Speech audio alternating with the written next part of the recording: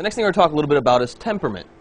Now, you want to make sure you pick the right snake that's going to have the right attitude for you. Now, every snake is different, but some species tend to have a little bit of a tendency towards certain behaviors.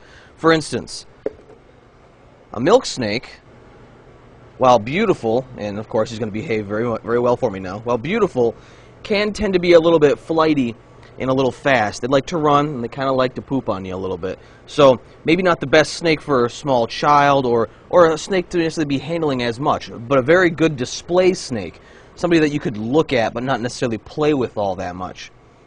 Of course, he's going to prove me wrong right now by behaving himself completely. Or again, you could look at your spotted python that we showed you earlier. He stays nice and small, and he's going to stay also pretty friendly. Pythons and boas are going to be quite a bit slower moving, and they're going to be a little bit more relaxed on a general basis. A little bit easier to handle, not as flighty and as fast as, say, like your milk snakes and your corn snakes and your rat snakes and king snakes.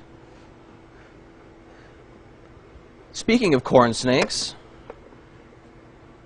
are a good beginner snake. They're a staple of the reptile industry. They come in lots of different pretty colors. They are very lax to bite. They don't like to bite, and even if it did, it wouldn't do you any damage.